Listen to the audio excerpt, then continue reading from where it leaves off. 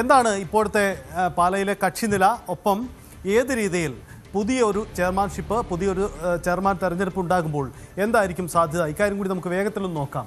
ഇതാണ് പാലായിലെ നിലവിലുള്ള കക്ഷിനില. കേരള കോൺഗ്രസിന് എമ്മിന് 10 പേര്, കോൺഗ്രസ് വിമതർ 5 പേർ. അതായത് ഇന്നലെ കോൺഗ്രസിൻ്റെ ഔദ്യോഗിക നിലപാടിന് വിരുദ്ധമായി അവിശ്വാസ പ്രമേയത്തിൽ പങ്കെടുത്ത 4 പേരും നേരത്തെ ഉണ്ടായിരുന്ന വിമതയും കൂടെ ചേരുമ്പോൾ 5 പേർ. കേരള കോൺഗ്രസ് ജോസഫിന് 3 പേര്, ഒപ്പം സ്വതന്ത്ര കൂട്ടായ്മയ്ക്ക് 3 പേര്, കോൺഗ്രസിന് 2 അംഗങ്ങളുണ്ട്, CPM-ന് 2 പേര്, KDP മാണി സി കാപ്പൻ്റെ പാർട്ടിക്ക് 1, അങ്ങനെ ആകെ 26 അംഗങ്ങൾ എന്നതാണ് പാലാ നഗരസഭയുടെ കക്ഷിനില.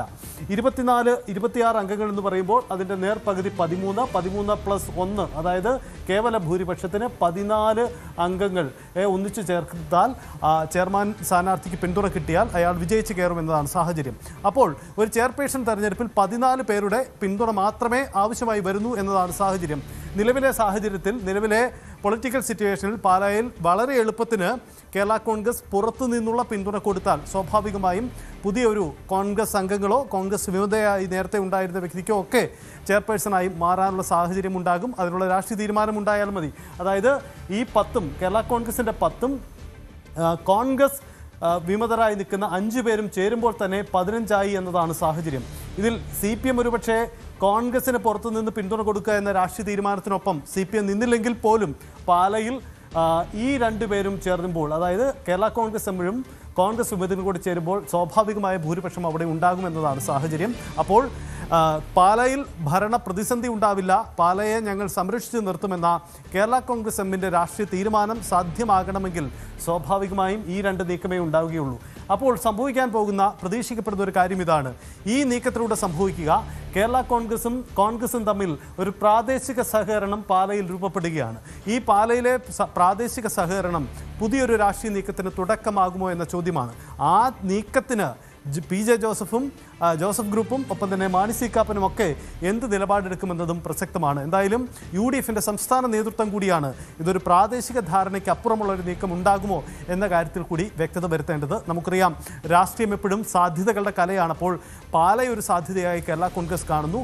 വേണമെങ്കിൽ കേരള കോൺഗ്രസിന് ചെയർമാൻഷിപ്പിലേക്ക് മത്സരിച്ച്, വേണമെങ്കിൽ അവർക്ക് ചില രാഷ്ട്രീയ നീക്കങ്ങളൊക്കെ നടത്തി, വേണമെങ്കിൽ അവർക്ക് ചെയർപേഴ്സൺ സ്ഥാനത്തേക്ക് വരാനുള്ള സാധ്യതയുണ്ടെങ്കിൽ കൂടിയും അതിന് തുനിയുന്നില്ല പാലയിൽ കേരള കോൺഗ്രസ്. കാരണം അവിടെ മറ്റു ചില ദൂരവ്യാപകമായ ചില സാധ്യതകൾ കേരള കോൺഗ്രസ് മുന്നിൽ കാണുന്നതിൻ്റെ ചുരുക്കം കൂടിയായിരിക്കും ഇത് എന്നതാണ്. അപ്പോൾ 26 ആകെ കൗൺസിലർമാരിൽ കേവല ഭൂരിപക്ഷം ഉണ്ടാവേണ്ട 14 അംഗം ഉണ്ടാവുക എന്നത് വളരെ സിമ്പിളായി തന്നെ നിലവിലെ രാഷ്ട്രീയ സാഹചര്യത്തിൽ അവിടെ സാധ്യമാണ്. അതുകൂടി ഇക്കാര്യത്തിൽ പ്രസക്തമാണ് എന്ന കാര്യം കൂടി ഓർമ്മപ്പെടുത്തുകയാണ്. ശ്രീജിത്ത് തുടരുന്നുണ്ട്. ശ്രീജിത്ത്, ഇതൊരു സംസ്ഥാനാടിസ്ഥാനത്തിലുള്ള ധാരണയില്ല, ഒരു പ്രാദേശിക സഹകരണം പാലയിലെ പ്രത്യേക സാഹചര്യം പരിഗണിച്ചുകൊണ്ട്, ഇതാണ് കേരള കോൺഗ്രസ് എമ്മും കോൺഗ്രസ് വിമതരും ഒക്കെ പൊതുവിൽ പറയുന്ന കാര്യം. പക്ഷേ അതിനപ്പുറം നമുക്കറിയാം, കേരള കോൺഗ്രസിൻ്റെ ഒക്കെ രാഷ്ട്രീയ നീക്കങ്ങളൊക്കെ സാധ്യമായിട്ടുള്ളത് ഇങ്ങനെ ചില പ്രാദേശിക സഹകരണങ്ങളുടെ അടിസ്ഥാനത്തിലാണ്. അപ്പോൾ വിദൂരത്തിലേക്ക് ഒരു രാഷ്ട്രീയ സഹകരണ സാധ്യത മുൻനിർത്തിയുള്ള ഒരു പ്രത്യേക നീക്കം പാലയിൽ സംഭവിക്കുന്നു. അങ്ങനെ വേണോ ഇക്കാര്യത്തിൽ നമുക്ക് കാണാൻ?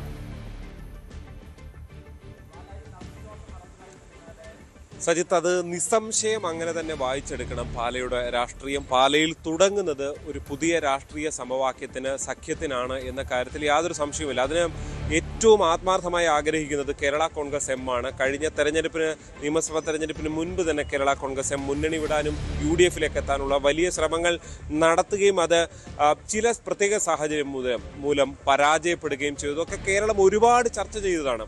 അതുകൊണ്ട് തന്നെ ഈ തെരഞ്ഞെടുപ്പിലുണ്ടായ വലിയ തോൽവി, ഒരു MLA പോലും ഇല്ലാത്ത പാർട്ടിയായി കേരള കോൺഗ്രസ് മാറിയ സാഹചര്യം, ഇതോടുകൂടിയൊക്കെ അവർ തിരിച്ചറിയുന്നുണ്ട് UDF ആണ് തങ്ങളുടെ ഒരു അടിത്തറ. പ്രത്യേകിച്ച് പാലയിലടക്കം തിരിച്ചു വരണമെങ്കിൽ ഒരു UDF മുന്നണിയായി മാറണം. ഇപ്പോൾ അടുത്ത തവണ മാണി സി കാപ്പൻ മത്സരിക്കില്ല എന്ന് ഇതിനകം പ്രഖ്യാപിച്ചിട്ടുണ്ട്. അതുകൊണ്ട് തന്നെ ജോസ് കെ മാണിക്ക് കുറച്ചുകൂടെ കാര്യങ്ങൾ എളുപ്പമാണ്. UDFിലേക്ക് എത്തിയാൽ പാലാ സീറ്റിൽ മത്സരിക്കുകയും ജയിക്കാനും ഒക്കെ കഴിയുന്ന സാഹചര്യമുണ്ട്.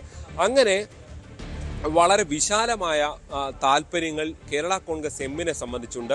ഇതിനോട് കോൺഗ്രസ് ഇപ്പോൾ ഇവരെ പുറത്താക്കിയൊക്കെ ചില നടപടികൾ സ്വീകരിച്ചിട്ടുണ്ടെങ്കിൽ പോലും കോൺഗ്രസും ഏറെക്കാലം ഇവരെ ആഗ്രഹിച്ചിരുന്നതാണ്.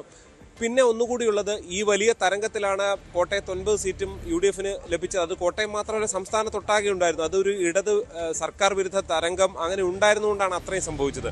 അതല്ലെങ്കിൽ മധ്യ കേരളത്തിൽ പിടിച്ചു നിൽക്കാൻ കേരള കോൺഗ്രസ് എമ്മിൻ്റെ സാന്നിധ്യം അനിവാര്യമാണ്, നിർണായകമാണ് എന്ന് ഇതിനകം തന്നെ കഴിഞ്ഞ കാലങ്ങളിൽ KPCC പ്രസിഡന്റായിരുന്ന K. സുധാകരനും അതിനുശേഷം വന്ന പല നേതാക്കളും ഒക്കെ പലതവണ പറഞ്ഞിട്ടുള്ളതുമാണ്.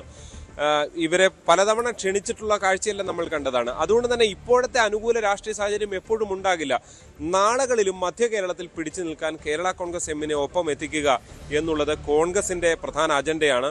തൽക്കാലത്തേക്ക് ജോസഫ് ഗ്രൂപ്പിന്റെ ഉടക്കുകളൊക്കെ വരുമെന്ന കാര്യത്തിൽ യാതൊരു സംശയവുമില്ല.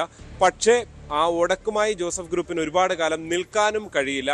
വീണ്ടും ഒരു ലയനമോ അങ്ങനെ ഒരുമിച്ചുള്ള വരവോ ഒക്കെയായി ഫലത്തിൽ ഇത് മാറാനുള്ള സാധ്യത തന്നെയാണ് നമ്മൾ കാണേണ്ടത്.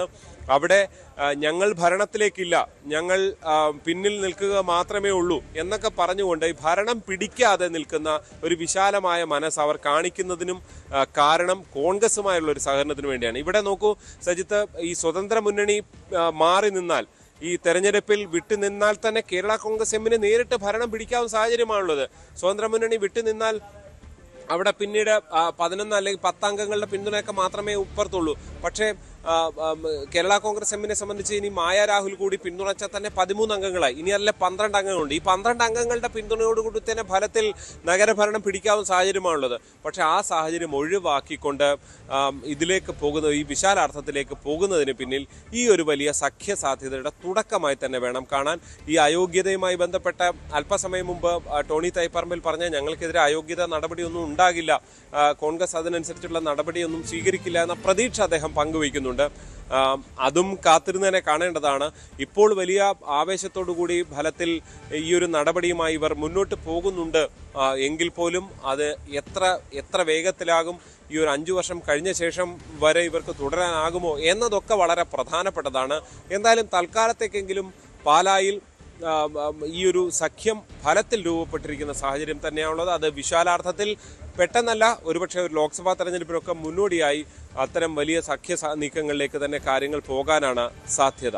സജിത്ത്, യെസ്, അതാണ് സാഹചര്യം. എന്തായാലും പാലയിലെ രാഷ്ട്രീയ സാഹചര്യത്തിൽ ഒന്നും തള്ളിക്കളഞ്ഞുകൂടാ എന്നതാണ് നീക്കം. എന്താ DCC നേതൃത്വം നിലവിലെടുത്ത അച്ചടക്ക നടപടി ആ നിലപാടിൽ മുന്നോട്ട് പോകുമോ, അതല്ല പാല പുതിയൊരു രാഷ്ട്രീയ സാധ്യതയായി മുന്നിൽ കണ്ടുകൊണ്ട് ചില അനുനയ ശ്രമങ്ങളും ചില അടവു നയങ്ങളും പാലയിൽ പയറ്റുമോ എന്നതുകൂടി നമുക്ക് കാത്തിരുന്ന് കാണേണ്ടി വരും. കൂടുതൽ വാർത്തകൾക്ക് News 18 Keralam YouTube channel subscribe ചെയ്യുക.